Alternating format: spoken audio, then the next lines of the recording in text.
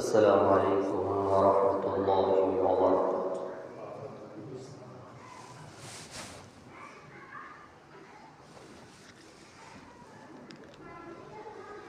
الحمد لله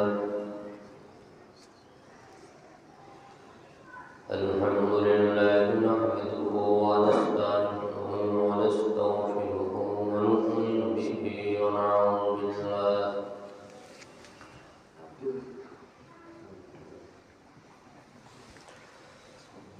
ونعوذ بالله من شرور أنفسنا ومن سيئات أعمالنا. من يهده الله فلا مضل له ومن يضلل فلا هادي له.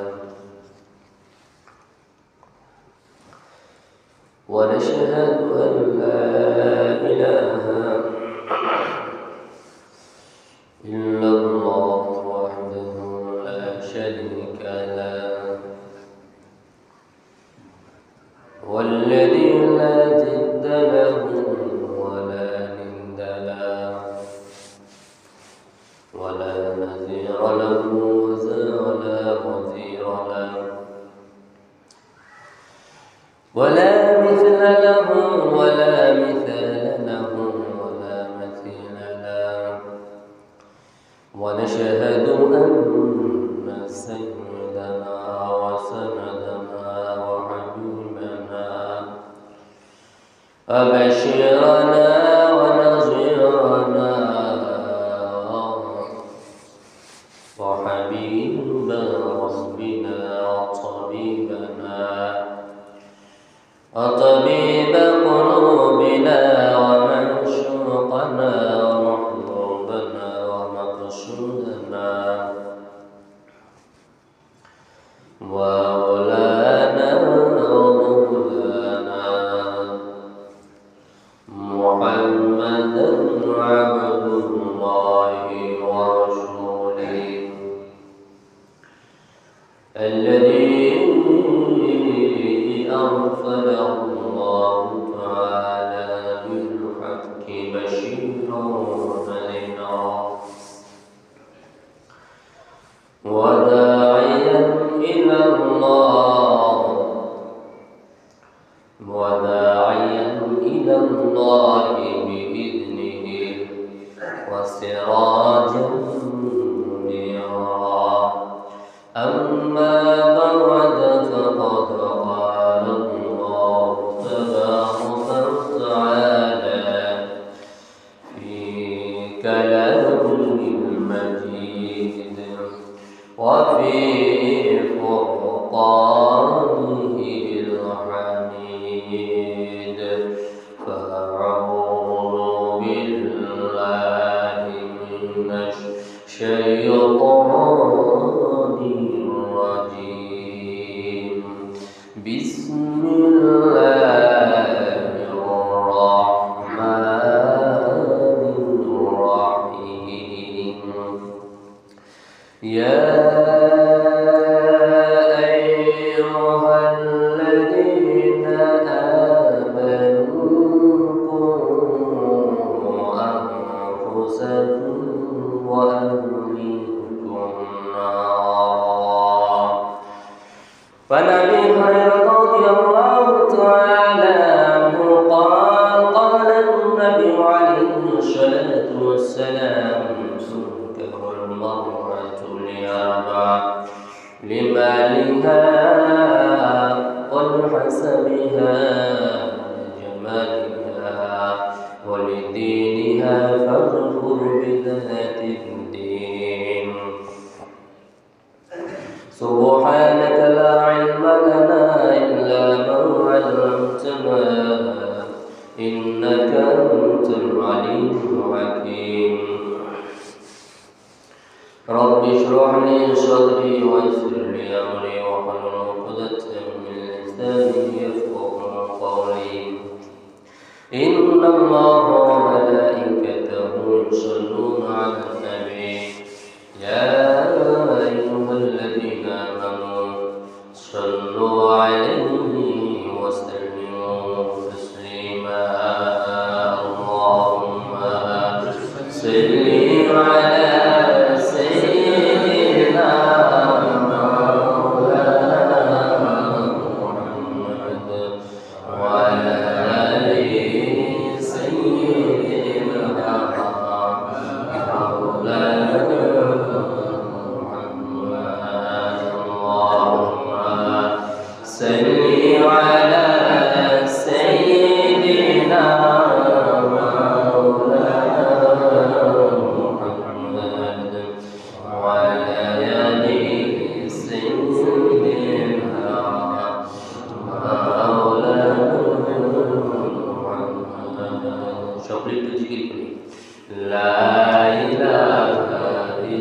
الله لا إله إلا الله لا إله إلا الله لا إله إلا الله لا إله إلا الله سبحان الله الحمد لله لا إله إلا الله لا إله إلا الله محمد رسول الله صلى الله عليه وسلم الحمد لله وعلى صحبه সম্মানিত মুসলিম কিরাম আল্লাহ সুবহানাহু ওয়া তাআলার দরবারে অসংখ্য শুকরিয়া জ্ঞাপন করছি যে মহান রব্বুল আলামিন আমাদেরকে বড় ভালোবেসে আমাদের প্রতি বড় অনুগ্রহ করে ইহসান করে দয়া করে তার হুকুম পালনের জন্য আমাদেরকে কবুল করেছেন তৌফিক দিয়েছেন আমাদেরকে সৌভাগ্য দিয়েছেন এজন্য সেই মহান সত্তার দরবারে আমরা আমাদের হৃদয়ের গভীর থেকে অন্তরের অন্তঃস্থল থেকে জবান করে সমস্যার শুকরিয়া আদায় করি সকলে বলি আলহামদুলিল্লাহ মুআজ্জাজ হাজিরিন কুরআনুল কারীমের ভিতর থেকে একখানা আয়াত কারীমা তিলাওয়াত করেছি সূরা তাহরিম থেকে অসংখ্য হাদিসের ভিতর থেকে একটি হাদিসে পাঠ করেছি আয়াত ও হাদিসকে সামনে রেখে কিছু কথা বলার চেষ্টা করব আমার তৌফিক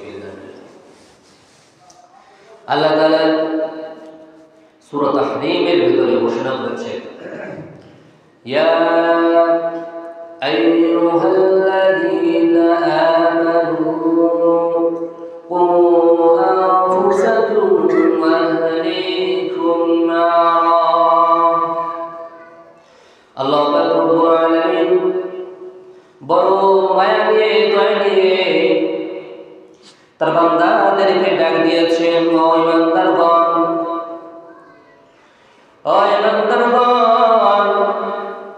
কু আনফুসাকুম তোমরা তোমাদের নিজেদেরকে বাঁচাও ওয়া আহলিকুম নার এবং তোমাদের পরিবার স্ত্রী সন্তানদেরকে জাহান্নামের আগুন থেকে বাঁচাও তোমাকে নিজেকে জাহান্নামের আগুন থেকে বাঁচাও অতঃপর তোমার পরিবার তোমার স্ত্রী সন্তানদেরকে জাহান্নাম থেকে বাঁচাও আগে নিজেকে বাঁচতে হবে সাথে সাথে আমার যে পরিবার আছে আমার যে সন্তান আছে স্ত্রী আছে তাদেরকে জাহান্নাম থেকে বাঁচানোর দায়িত্ব আমার তারা যদি গুনাহ করে সেই গুনাহের ভাগ আমার উপরে আসবে তারা যদি ন্যায় আমল করে সেই ন্যায় আমলের একটা অংশ আমার উপরে চলে আসবে আমি পেতে থাকি এজন্য আমাদের দায়িত্ব কর্তব্য হলো সর্বপ্রথম আমাদের নিজেদেরকে জান্নাতের উপযোগী করে তোলা আল্লাহ তাআলার হুকুম পালন করা নবীর সুন্নাত অনুযায়ী জীবনকে পরিচালনা করা সাথে সাথে আমাদের পরিবার আমাদের স্ত্রী সন্তানদেরকেও তারাও যেন আল্লাহ তাআলার হুকুম মানে আমাদের মেয়ে আমাদের স্ত্রীরা তারাও যেন পর্দার হুকুম পর্দার বিধান মেনে চলে আমাদের সন্তানগুলো যেন আল্লাহ তাআলার হুকুম পালন করে রাসূল সাল্লাল্লাহু আলাইহি সাল্লামের সুন্নাত অনুযায়ী তাদের জীবন যেন পরিচালনা করে এজন্য আমাদের যাদের এখনো সুযোগ আছে তাদের সন্তানগুলো যেন মানুষের কোনো মানুষ হয় কিভাবে আল্লাহ বলা হয় দিনদার হয় মুত্তাকি হয় পরিষ্কার হয় জন্য আমাদের খেয়াল করতে হবে সাথে সাথে যাদের আমাদের সন্তান আর এখনো হওয়ার সময় নাই বা শেষ হয়ে গেছে আমাদের নাতি নাতনি যারা আছে তাদেরকেও যদি আমরা দিনদার মুত্তাকি বানাইতে পারি তাহলে তারা যদি আমল করে তাহলে তার একটা ভাগ আমার আমলে চলে আসবে আমি যদি কোনো ন্যাক আমল করি আমি যদি কোনো ভালো কাজ করি সেই কাজটাই যদি কেউ ন্যাক কাজের প্রতি উদ্বুদ্ধ হয় সে যদি এটার কারণে ন্যাক কাজ করে ন্যাক আমল করে তাহলে সেই ন্যাক আমলও আমার উপরে চলে আসবে আমিও তার অংশীদার হব ভাগীদার হব এই জন্য আমাদের করণীয় হলো যেন আমাদের ভবিষ্যৎ যারা প্রজন্ম হবে তারাও যেন দিনদার হতে পারে, নেককার হতে পারে, মুত্তাকি হতে পারে, নামাজি হতে পারে। এর জন্য আমাদের সর্বক্ষণ চেষ্টা করা। এর জন্য আমাদের সর্বপ্রথম যে কাজটা সেটা হলো আমাদের সন্তানগুলো যেন মানুষের মতো মানুষ হয়, এই বিষয়ে আমাদের খেয়াল করতে হবে। এই সন্তান, এখানে সর্বপ্রথম কথা হলো আগে কি পিতামাতার হক নাকি সন্তানের হক আগে? সন্তানের হক আগে নাকি পিতামাতার হক আগে?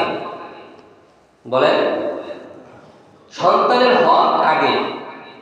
সন্তানের হক আগে। আমরা যদি এখন ওদের হক আদায় করি, ওদেরকে সঠিকভাবে লালন পালন করি, তাহলে ওরা যখন বড় হবে বা বড় হয়ে মাতা পিতার যে হক আদায় করতে হয়, সেবা যত্ন করতে হয়, খেদমত করতে হয়, এটা আমাকেই শিখাতে হবে তাদেরকে।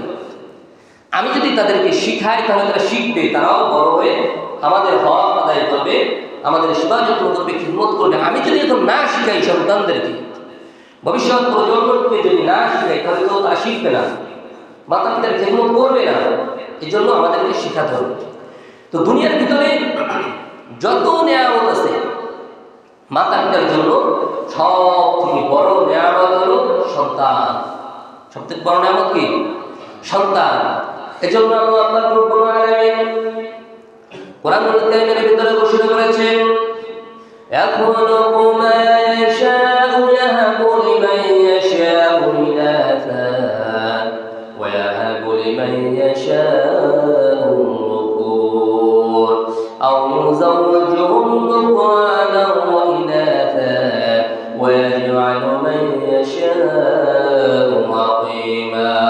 আল্লাহ পাক রব্বুল আলামিন ঘোষণা করেছেন, ইয়াহাবু লিমান ইয়াশাউ ইনাসা, আল্লাহ পাক রব্বুল আলামিন যাকে ইচ্ছা করেন কন্যা সন্তান দান করেন, ওয়া ইয়াহাবু লিমান ইয়াশাউ যুকুর, আর যাকে ইচ্ছা করেন, যাকে চান তাকে পুরুষ সন্তান, ছেলে সন্তান দান করেন।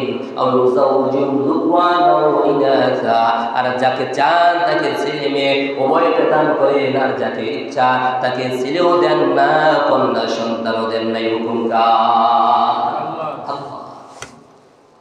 আল্লাহ তাআলা যাকে ইচ্ছা করেন তাকে পুত্র সন্তান ছেলে সন্তান দান করেন, যাকে ইচ্ছা কন্যা সন্তান দান করেন, যাকে ইচ্ছা ছেলে সন্তান কন্যা সন্তান উভয়টি দান করেন। আবার যাকে ইচ্ছা পুত্র সন্তান কন্যা সন্তান কোনটাই দেন না। হাজার চেষ্টা করার পরও, লক্ষ লক্ষ টাকা ব্যয় করার পরও তাদেরকে সন্তান দেন না। আবার অনেকে ইচ্ছা করা ছাড়াই তাদের সন্তান হতেই থাকে। এরকম আছে কিনা? টাকা পয়সার কোনো অভাব না, তার শুধু একটা সন্তান হোক, একটা সন্তান হোক, ছেলে হোক, মেয়ে হোক, যা একটা সন্তান হোক, আল্লাহ তাআলা দেন না। আবার অনেক অনেক মানুষ গরিব অসহায়, তাদের থাকার জায়গা নেই, ঘর নেই, বাইরে হচ্ছে, সন্তান হচ্ছে কোনো বাধা নেই, সব আল্লাহ তাআলা দিচ্ছে। সন্তান আল্লাহ তাআলার অনেক বড় নিয়ামত, অনেক নিয়ামত আছে। তার ভিতরে প্রত্যেকটা মাতা পিতার জন্য যে বিবাহ করছে, বিবাহের পরে প্রত্যেকটা স্বামী স্ত্রীর জন্য সব থেকে বড় নিয়ামত হলো তাদের সন্তান। সব থেকে বড় নিয়ামত। যদি সন্তান না হয়, যাদের সন্তান না আছে, সেই সকল দম্পতির জীবন তাদেরকে যদি প্রশ্ন করা হয় যে তোমাদের তো সন্তান নাই, তোমাদের কেমন লাগে, তো তারা কি বলবে? এই দুনিয়ায় এর থেকে আর কষ্ট নাই। এই দুনিয়ার ভিতরে প্রত্যেক স্বামী স্ত্রীর জন্য, মাতা পিতার জন্য সব থেকে বড় নিয়ামত হলো তাদের সন্তান, ছেলে হোক মেয়ে হোক। এই সন্তানগুলোকে মানুষের মতো মানুষ করতে হবে। দুনিয়ার প্রত্যেকটা ফ্যামিলির সৌন্দর্য হলো সন্তান। যেই ফ্যামিলির ভিতরে সন্তান না, সেই ফ্যামিলির সৌন্দর্য।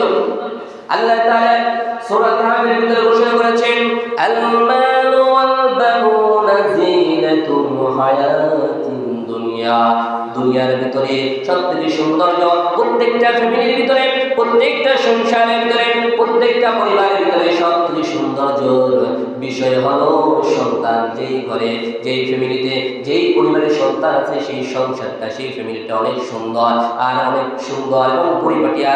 এবং যেই ফ্যামিলিতে, যেই পরিবারের সন্তান নাই, সেই ফ্যামিলিতে একেবারেই অন্ধকারের মতো। সন্তান হলো ফ্যামিলির জন্য সৌন্দর্য। আল্লাহ পাক রব্বুল আলামিন যাদেরকে সন্তান দিয়েছেন তারা বড় সৌভাগ্যশীল। আর আল্লাহ তাআলা যাদেরকে সন্তান দেন নাই, তারা আল্লাহ তাআলার কাছে দোয়া করবেন, যাদেরকে সন্তান না দিয়েছে এটা আল্লাহ তাআলার একটা হিকমত। এই সন্তান যদি নেককার হয়, দুনিয়াতেও না আখিরাতেও না, আমরা যখন এই দুনিয়া থেকে চলে যাব, আল্লাহর নবী বিশ্ব নবী জনাবে মুহাম্মদ রাসূলুল্লাহ সাল্লাল্লাহু আলাইহি ওয়াসাল্লাম ঘোষণা করেছেন, মানুষ যখন মরে যায় তাদের সকল আমলের দরজা বন্ধ হয়ে যায়। সে আর কোন আমল করতে পারে না, নামাজ পড়তে পারে না, রোজা রাখতে পারবে না, জিকির আজকার করতে পারবে না, কোরআন কারীম তিলাওয়াত করতে পারবে না, কোন আমল সে করতে পারবে না।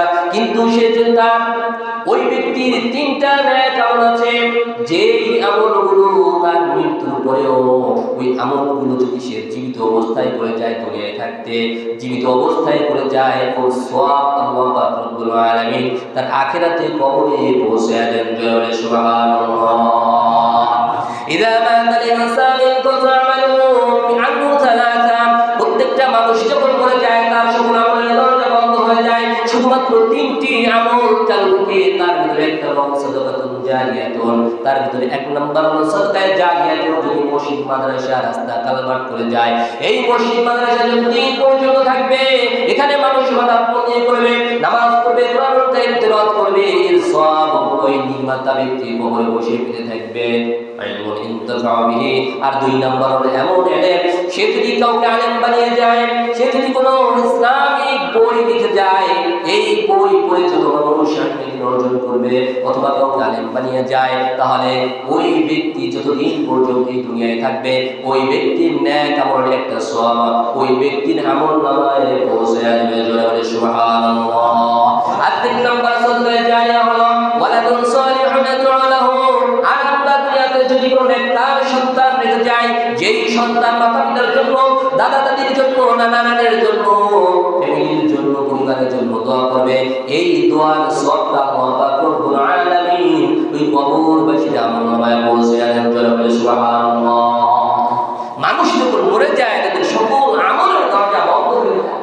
তবে যদি সে নেককার সন্তান রেখে যায় অথবা নাতি-নাতনি তাদেরকে নেককার বানিয়ে যায়, মুত্তাকি বানিয়ে যায়, পরহেজগার বানিয়ে যায়, হাফেজ, আলেম, কারি, মুফতি, মুহাদ্দিস বানিয়ে যায়, তাহলে তারা যে নেক আমল করবে এবং মা-বাবার জন্য, দাদা-দাদির জন্য, নানার জন্য যে দোয়া করবে, এই দোয়ার যে সুফল, এই পুরস্কার আল্লাহ পাক রব্বুল আলামিন ওই ব্যক্তির আমলনামায় কবরের ভিতরে পৌঁছে দিবেন। জোরে সুবহানাল্লাহ। এজন্য আমাদের করণীয় হলো সন্তানদেরকে নেককার, মুত্তাকি, পরহেজগার বানিয়ে যেতে হবে। যদি সন্তানদের পরবশেষ হয়ে যায়, নাতি-নাতনি যারা আছে, সেটাও যদি সম্ভব না আসে, সে কাউকে আলেম বানিয়ে যায়, তাদেরকে আমরা সহযোগিতা করি, তাহলে তারা যে নেক আমল করবে, নেক আমলের সব আমলের পৌঁছে। এজন্য আমাদের করণীয় হলো সন্তান যেন বেশি থেকে বেশি উৎপাদন হয়, বেশি থেকে বেশি জন্ম নেয়। এজন্য আল্লাহ রাসূল সাল্লাল্লাহু আলাইহি ওয়াসাল্লাম বিশ্বনবী রাহমাতুল লিল আলামিন হাদিসের মধ্যে ঘোষণা করেছেন, তাযাওয়াজুল ওয়াদুদাল ওয়ালুদ ফাইন্নাহু মুকাথিরুল উমামি ইয়াওমাল কিয়ামাহ। আল্লাহর নবী বিশ্বনবী রাহমাতুল লিল আলামিন হাদিসের ভিতরে ঘোষণা করেছেন, তোমরা এমন নারীকে, এমন মহিলাকে, এমন স্ত্রীকে বিবাহ করবে যেই নারী, যেই মহিলা অধিক সন্তান দানে সক্ষম। কেননা কাল কিয়ামতের ময়দানে আমি আমার উম্মতের সংখ্যা নিয়ে, উম্মতের আধিক্য নিয়ে অন্যান্য উম্মতের উপরে, অন্যান্য নবীদের উপরে গর্ব করব। জোরে সুবহানাল্লাহ। কাল কিয়ামতের ময়দানে আল্লাহ নবী সাল্লাল্লাহু আলাইহি ওয়াসাল্লাম তিনি চান যে আমার উম্মত অন্যান্য নবীদের থেকে আমার উম্মত বেশি হবে, অন্য নবীদের উম্মতের সংখ্যা কম হবে, এটা তিনি চান।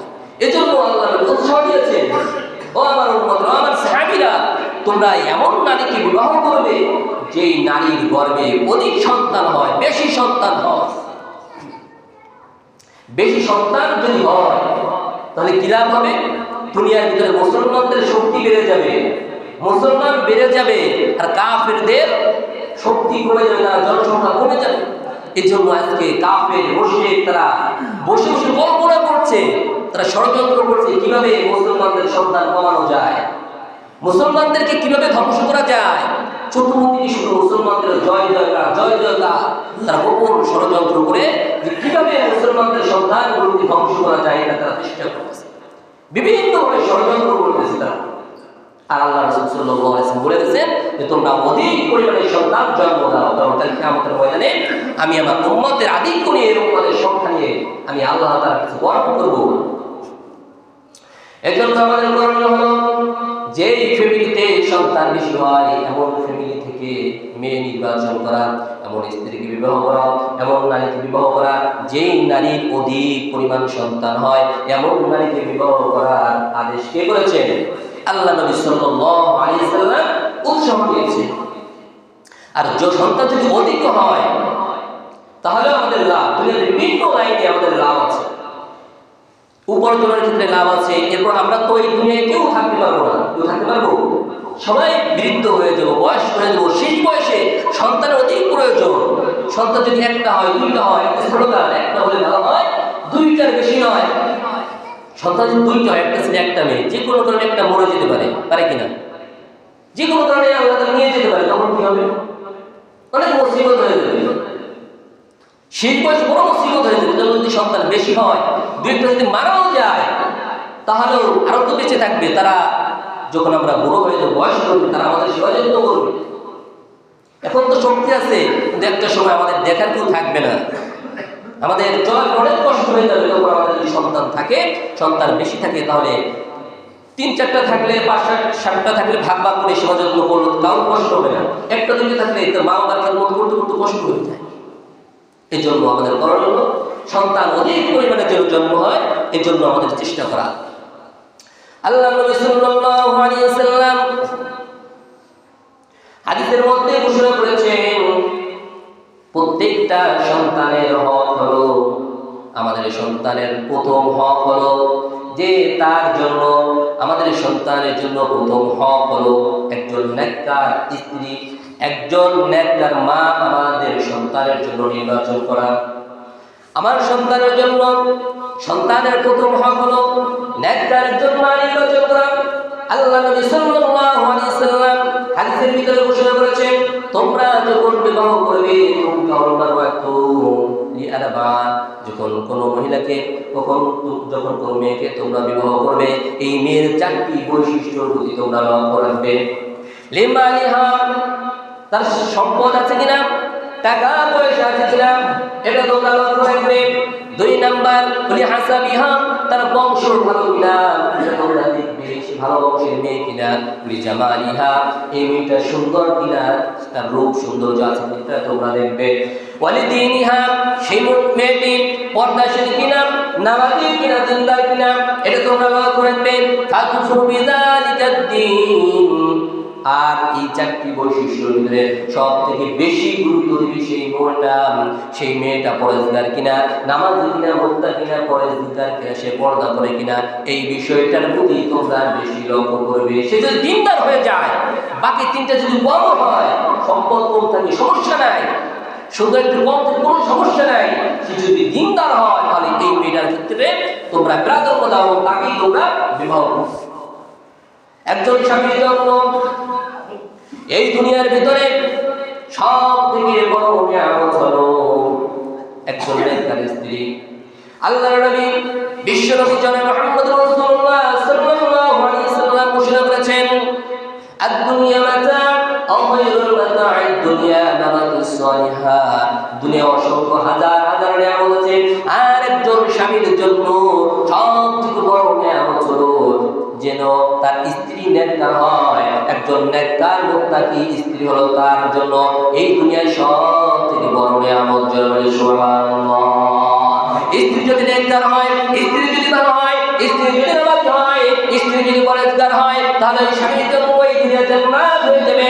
আর স্ত্রী যদি নামাজি না হয়, যদি পর্দাশীল না হয়, স্বামীর আদেশ নিষেধ যদি মেনে না চলে, আল্লাহ তাআলার হুকুম পালন না করে, তাহলে স্বামীর জিন্দেগিকে বরবাদ করে দেবে, জাহান্নাম বানিয়ে দিবে ওই স্বামীর জন্য। এই দুনিয়াটাই জাহান্নাম হয়ে যাবে। নাউযুবিল্লাহ। যাদের স্ত্রী ভালো আছে না অনেকে, তারা বুঝতে পারতেছেন যে তাদের অবস্থাটা কি। আর যাদের স্ত্রী ভালো নাই, তারা বুঝতে পারতেছেন যে দুনিয়াটা আপনারা কিভাবে আছে। যার স্ত্রী ভালো তার জন্য এই দুনিয়াটা জান্নাত, আর যার স্ত্রী খারাপ এই দুনিয়াটা তার জন্য জাহান্নাম হয়ে যায়। এই জন্য বিবাহের ক্ষেত্রে অনেক দেখে শুনে দিনদারির বিষয়টাকে অনেক গুরুত্ব দেওয়া, যেন মেয়েটা অবশ্যই অবশ্যই দিনদার হয়, মুত্তাকি হয়, পরেজগার হয়, যেন পর্দাশীল হয়। এজন্য সন্তানের প্রথম হক হলো সন্তানের মা যেন নেককার হয়। একজন নেককার স্ত্রীকে নির্বাচন করে, একজন নেককার মাকে নির্বাচন করা সন্তানের জন্য, এটা হলো সন্তানের প্রথম হক। এজন্য আল্লাহ পাক রব্বুল আলামিনের কাছে দোয়া করেন, রব্বানা হাব লানা মিন আজওয়াজিনা ওয়া যুররিয়াতিনা কুররাতা আয়ুন ওয়াজআলনা লিল মুত্তাকিনা ইমামা। আল্লাহ তাআলা, আপনি আমাকে এমন একজন নেককার, মুত্তাকি, পরেজগার, নামাজি, পর্দাশীল মেয়েকে আমার জন্য ব্যবস্থা করে দেন। স্ত্রী হিসেবে যেন আমি পেয়ে যাই এমন স্ত্রী, যে স্ত্রীর মাধ্যমে যেন আমার চক্ষু শীতল হয়ে যায়। এমন স্ত্রীর ব্যবস্থা করে দেন যে স্ত্রীর মাধ্যমে যেন আমার চক্ষু শীতল হয়ে যায়, এবং যে স্ত্রী যেন আমার কথা শুনে চলে, আদেশ মেনে চলে, আমার সেবা যত্ন করে, এমন একজন স্ত্রীর আমার ব্যবস্থা করে দেন। সুবহানাল্লাহ। আল্লাহর কাছে দোয়া করতে হবে বিবাহের আগে। আল্লাহর কাছে দোয়া করতে, আল্লাহ আমার জন্য একজন নেককার, মুত্তাকি, পরেজগার স্ত্রীর ব্যবস্থা করে দেন। এটা আমাদের করণ। যখন বিবাহ হয়ে যাবে, বিবাহ হওয়ার পরে আল্লাহ পাক রব্বুল আলামিনের কাছে দোয়া করেন, আয় আল্লাহ তাআলা, রব্বানা হাব লানা রব্বি হাব লি মিন লাদুনকা ওয়ালিয়্যা। হযরত জাকারিয়া আলাইহিস সালাতু ওয়াস সালাম যখন অনেক বৃদ্ধ বয়স, আল্লাহ পাক রব্বুল আলামিনের কাছে দোয়া করছেন, রব্বি হাব লি মিন লাদুনকা ওয়ালিয়্যা, রব্বি হাব লি মিন লাদুনকা যুররিয়াতান তাইয়্যিবা। আয় আল্লাহ তাআলা, আপনি আমাকে একজন নেককার, মুত্তাকি, পরেজগার সন্তান দান করেন। হযরত ইব্রাহিম আলাইহিস সালাতু ওয়াস সালাম 86 বছর বয়সে আল্লাহ তাআলার কাছে, আল্লাহ পাক রব্বুল আলামিনের কাছে দোয়া করেছেন, রব্বি হাব লি মিনাশ সালিহিন। আয় আল্লাহ তাআলা, আপনি আমাকে একজন নেককার, মুত্তাকি, পরেজগার সন্তান দান করেন। সন্তান চাইলেই হবে না, সন্তান শুধু জন্ম দিলেই হবে না, সন্তানটা নেককার হতে হবে, পরেজগার হতে হবে, সে নামাজি হতে হবে। সন্তান যদি ভালো হয়, আপনার সুনাম হবে, সুনাম সুখ্যাতি চতুর্দিকে ছড়িয়ে পড়বে। আর সন্তান যদি খারাপ হয়, আপনার সুনামের পরিবর্তে দুর্নাম এবং অপমানের সৃষ্টি হবে। সন্তান যদি নেককার হয়, তাহলে দুনিয়াতেও লাভ, আখিরাতেও লাভ। আখিরাতে সন্তান আপনাকে সুপারিশ করে জান্নাতে নিয়ে যাবে। সন্তানকে আমাদের ময়দানে মাতা পিতার জন্য সুপারিশ করে জান্নাতে নিয়ে যাবে। আর সন্তান যদি খারাপ হয়, তাহলে দুনিয়াতেও লাঞ্ছিত, অপমানিত হতে হবে। আর কিয়ামতের ময়দানে ওই সন্তান আল্লাহ পাক রব্বুল আলামিনের কাছে মামলা দায়ের করবে, রব্বানা আরিনাল লাযাইনি আদাল্লানা মিনাল জিন্নি ওয়াল ইনসি নাজআলহুমা তাহতা কদামিনা লিয়াকুনা মিনাল আসফালিন। আল্লাহ তাআলা, আমরা গুনাহ করেছি, নামাজ পড়ি নাই, রোজা রাখি নাই, হারাম কাজ করেছি, গুনাহের কাজ করেছি, কিন্তু আমাদের মাতা পিতা আমাদেরকে শিখায় নাই, সঠিক পথে চালাই নাই, সুতরাং আমরা গুনাহ করেছি। সুতরাং আগে তাদেরকে জাহান্নামে নিক্ষেপ করো, তোমরা আমাদেরকে জাহান্নামে ফেলাও। সন্তান যদি ভালো হয়, তাহলে এটা আমাদের লাভ। আর সন্তান যদি খারাপ হয়, এটা আমাদের দুনিয়াতেও লাঞ্ছিত, অপমানিত হতে হবে, এবং কিয়ামতের ময়দানে এই সন্তানগুলো আমাদেরকে জাহান্নামে ফেলিয়ে তারপর তারা জাহান্নামে যাবে। এই জন্য সন্তান যেন নেককার হয়, মুত্তাকি হয়, পরেজগার হয়, এই জন্য আল্লাহ তাআলার কাছে দোয়া করতে হবে, প্রার্থনা করতে হবে। সন্তান যখন গর্ভে চলে আসে, প্রত্যেকটা নারীর, প্রত্যেকটা মহিলার, প্রত্যেকটা স্ত্রীর করণীয় হলো, সন্তান যখন গর্ভে থাকে, ওই মেয়ে যদি বেশি বেশি নামাজ পড়ে, কোরআন তেলাওয়াত করে, ভালো ভালো কাজ করে, পর্দার ভিতরে থাকে, এর একটা প্রভাব ওই সন্তানের উপরে পড়ে। ওই সন্তান জন্মের পরে খুব সহজেই ভালো পথে চলে, সঠিক পথে চলে, নেক কাজ করে, নামাজ করে, কোরআন তেলাওয়াত করে, তার প্রতি বেশি গুরুত্ব দিতে হয় না। কিন্তু যেই সন্তানটা মায়ের গর্ভে থাকা অবস্থায় মা যদি বেশি বেশি গান বাদ্য শুনে, পর্দার ভিতরে না থাকে, নামাজ না করে, কোরআন তেলাওয়াত না করে, তাহলে ওই সন্তান যখন জন্মগ্রহণ করবে, ওই সন্তান নামাজ পড়বে না, কোরআন তেলাওয়াত করবে না, বিভিন্ন গুনাহের কাজে লেগে যাবে। সন্তান ভালো হয় কেন আর খারাপ হয় কেন জানেন? এই একটাই কারণে, যার মা ভালো, যার বাবা ভালো, তার সন্তান ভালো। কারণ সন্তান যখন পেটে ছিল, ওই মহিলা পর্দার ভিতর থেকে বের হয় নাই, নামাজ ছাড়ে নাই, কোরআন তেলাওয়াত ছাড়ে নাই, সেই সর্বদা নেক কাজের ভিতরে ছিল, বেশি বেশি জিকির আজকার করছে, কান্নাকাটি করেছে আল্লাহ তাআলার কাছে। তো যখন এই সন্তান জন্মগ্রহণ করবে, সে অটোমেটিক সে ভালো হয়ে যাবে। আর সন্তান গর্ভে থাকা অবস্থায় যদি মা নামাজ না করে, কোরআনুল কারীম তেলাওয়াত না করে, বেশি বেশি গুনাহ করে, তাহলে সন্তানও ভালো হবে। এজন্য আমাদের করণীয় হলো, সন্তান যখন গর্ভের ভিতরে থাকবে, স্ত্রীর করণীয় হলো সে বেশি বেশি নামাজ পড়বে, কোরআনুল কারীম তেলাওয়াত করবে, নফল নামাজ পড়বে, আওয়ামী নিষ্ঠা তাহাজ্জুদ নামাজ আদায় করবে, আল্লাহ তাআলা বেশি বেশি কান্নাকাটি করবে, তাহলে এই গর্ভের সন্তান ভালো বানিয়ে দেবে কে বলেন? আল্লাহ তাআলা এই সন্তানকে নেককার মুত্তাকি পরহেজগার বানিয়ে দেবে।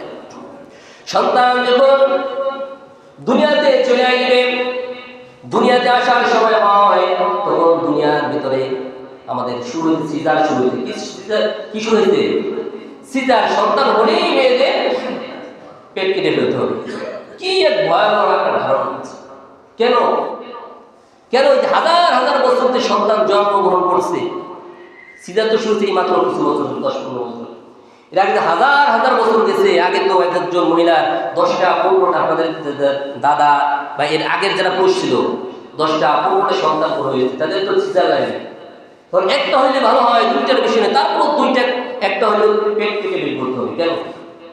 আর সেটা আবার হসপিটালে, যেখানে কোনো সুন্দর পরিবেশ নাই, অনেক মহিলা থাকে, গোপনীয় বিষয়, খুব নিরিবিলি একটা জায়গায় এইসব কাজ করতে হয়। আর সেটা যদি একজন নেককার মহিলা থাকে, ধাত্রীর যে কাজগুলো আগে করতেন, তখন আপনাদের এলাকাতে আছে কিনা, তারা হয়তো অত্যন্ত নেককার মুত্তাকি পরহেজগার হতেন, যেন সন্তান যখন দুনিয়াতে আসবে সেটা একজন নেককার মহিলার হাত ধরে সে যেন দুনিয়াতে আসতে পারে। ডাক্তার যে হসপিটালে, সেখানে তো নেককার মহিলার নাই, সেখানে টিভি সবসময় চালানো থাকে, তো সেখানে কিভাবে একজন নেককার সন্তান জন্মগ্রহণ করবে? এজন্য নেককার সন্তান যদি আমরা চাই, তাহলে জন্মের সময় যদি একজন নেককার মহিলার হাত ধরে যেন আমার সন্তান এই দুনিয়াতে আসতে পারে, এই ব্যবস্থা করা এটা আমাদের দায়িত্ব। সন্তান যখন দুনিয়াতে আসবে, দুনিয়াতে আসার পর সন্তান যখন দুনিয়াতে চলে আসবে, সর্বপ্রথম আমাদের কাজ হলো, আল্লাহ নবী সাল্লাল্লাহু আলাইহি ওয়াসাল্লাম হাদিসের মধ্যে উল্লেখ করেছেন, আল্লাহ ফি উযুনিল হাসান ইবনে আলী রাদিয়াল্লাহু তাআলা আনহু ওয়ালাদাতহু ফাতিমা, যখন ফাতিমা রাদিয়াল্লাহু তাআলা আনহুর সন্তান হাসান হোসেন জন্মগ্রহণ করেছেন, আল্লাহর নবী সাল্লাল্লাহু আলাইহি ওয়াসাল্লাম তাদের ডান কানে আযান এবং বাম কানে আকামত দিয়ে দিয়েছে। সন্তান জন্মের পরে কাজ কি? ডান কানে আযান দেওয়া, বাম কানে আকামত দিয়ে দেওয়া। এর দ্বারা কি বোঝা যায়? এখানে অত্যন্ত সূক্ষ্ম একটি বিষয়, খেয়াল করেন। ডান কানে আযান, বাম কানে আকামত। তো যখন আযান হয়ে গেল, আকামত শেষ হয়ে গেল, আর নামাজ শুরু হতে কতক্ষণ বাকি থাকে? কয় মিনিট বাকি থাকে? 1 মিনিট, আধা মিনিট, মাত্র 2-3 সেকেন্ড। তো আমাদের ডান কানে আযান হয়ে গেছে, বাম কানে আকামত হয়ে গেছে। আমার জানাজা নামাজ যে কোনো সময় ডাক এসে যেতে পারে কিনা? দেরি হবে, বিলম্ব হবে, কোনো সময় নির্ধারিত আছে? 1 দিন, 2 দিন, 5 দিন, 10 দিন, কেউ বলতে পারবেন? কোনো গ্যারান্টি নাই, যে কোনো সময় ডাক এসে যেতে পারে। এই জন্য যখন আমাদের ডান কানে আযান হয়ে গেছে, বাম কানে ইকামত হয়ে গেছে, এই দুনিয়া থেকে আমাদের চলে যেতে হবে। এই জন্য আল্লাহ তাআলা যখনই ডাক দেন, এই ডাকে সাড়া দেওয়ার জন্য প্রস্তুত থাকতে হবে। এই জন্য আল্লাহ তাআলার হুকুম পালন করতে হবে, নামাজ পড়তে হবে, আল্লাহ তাআলার হুকুম আহকাম বিধানকে নিজের জীবনে বাস্তবায়ন করতে হবে, রাসূল সাল্লাল্লাহু আলাইহি ওয়াসাল্লামের সুন্নাত অনুযায়ী জীবনকে পরিচালনা করতে হবে। তাহলে এই যে নির্দেশনা দেওয়া হয়েছে, তাহলে এটা মানা হবে। ডান কানে আযান হয়ে গেছে, বাম কানে ইকামত হয়ে গেছে, এখন যে কোনো সময় আমার জানাজার ডাক এসে দিতে পারে।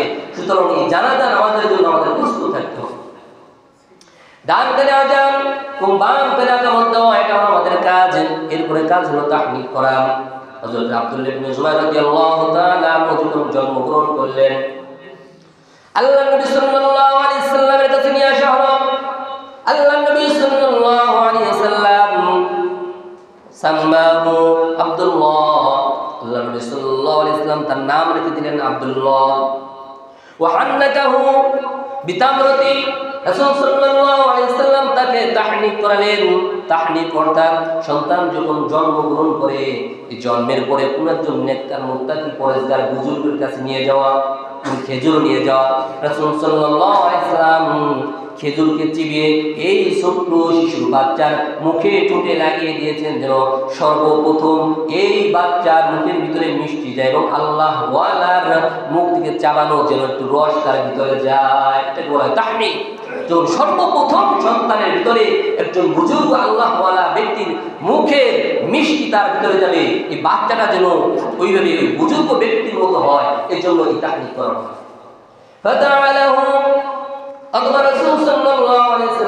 সন্তানের জন্য দোয়া করলেন, আল্লাহ তাআলা যেন তাকে দুনিয়াতে এবং আখিরাতে কল্যাণকামী করে দেন। যারা বলে সুবহানাল্লাহ।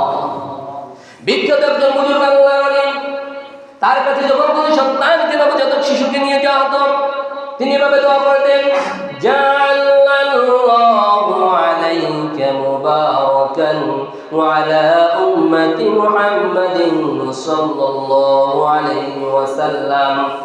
ওই বিখ্যাত বুজুর্গ আল্লাহর ওলি তিনি দোয়া করতেন, এই সন্তানকে, এই নবজাতক শিশুকে তোমার জন্য বরকতময় করে দেয়, আল্লাহ তাআলা যেন তোমার জন্য বরকতময় করে দেয় এবং গোটা উম্মতে মুহাম্মাদের জন্য বরকতময় করে দেন। জোরে বলে সুবহানাল্লাহ।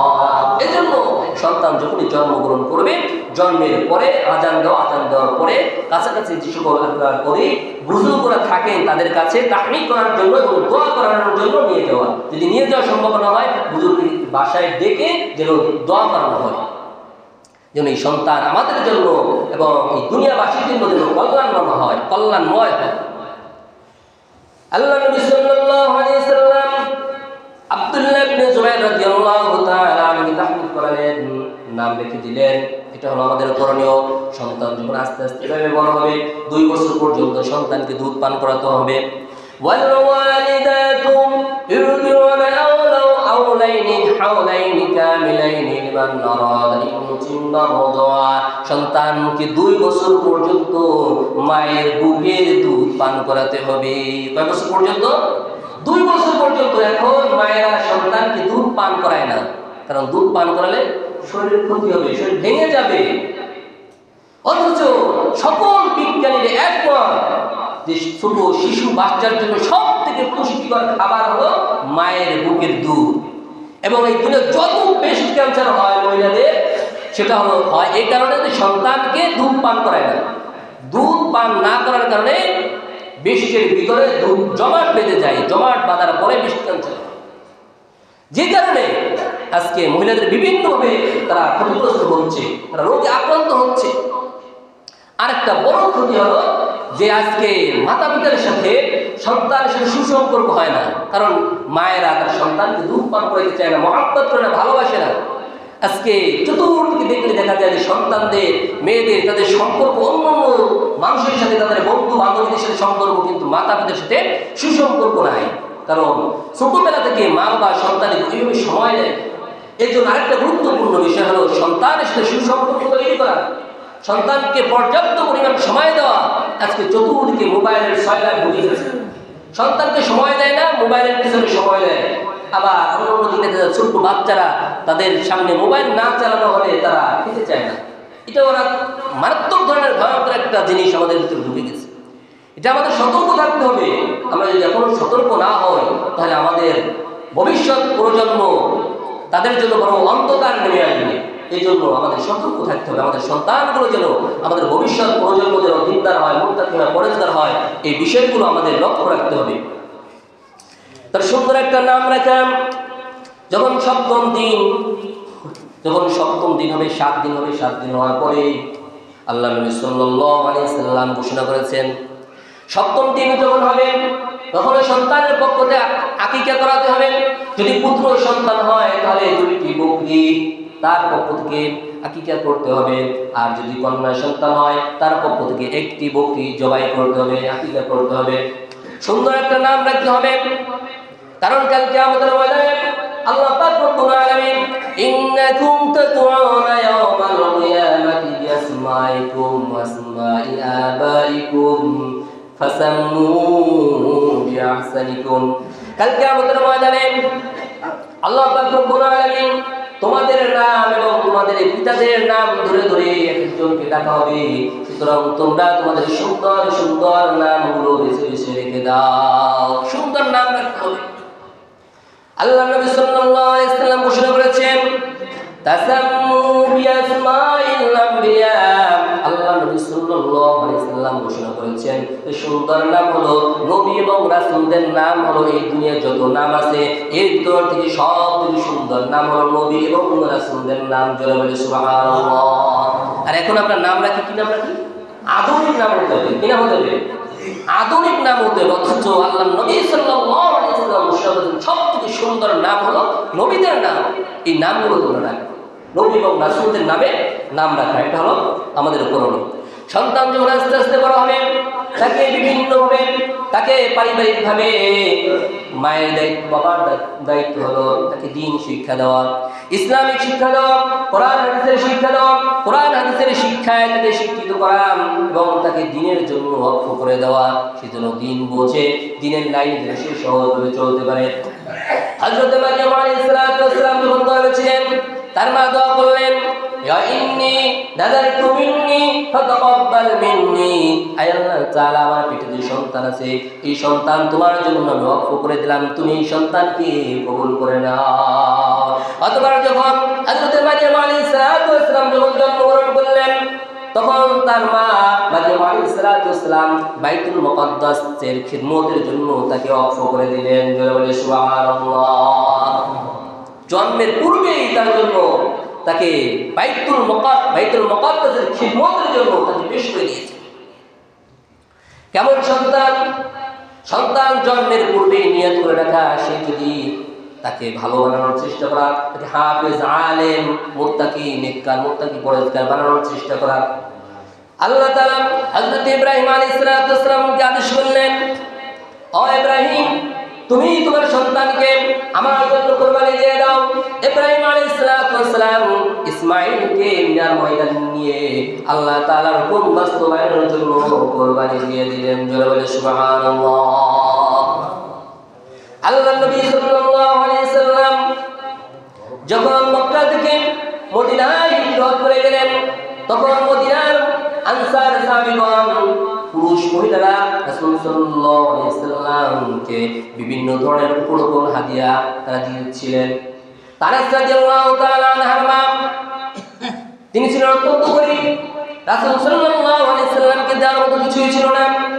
আনাসের মা, আনাস রাদিয়াল্লাহু তাআলা আনহুর আম্মা রাসূল সাল্লাল্লাহু আলাইহি সাল্লামের দরবারে আনাসকে নিয়ে আসলেন এবং বললেন, ইয়া রাসূলুল্লাহ, ইয়া হাবিবাল্লাহ, আমি এই মদিনায় বড় গরীব অসহায় মহিলা, আমার দেওয়ার মতো, আপনাকে হাদিয়া দেওয়ার মতো আমার কাছে কিছু নাই। আমি আমার সন্তান এই 10 বছরের আনাসকে আপনার খিদমতের জন্য, দ্বীনের খিদমতের জন্য, ইসলামের খিদমতের জন্য নিয়োজিত করলাম। বলে সুবহানাল্লাহ।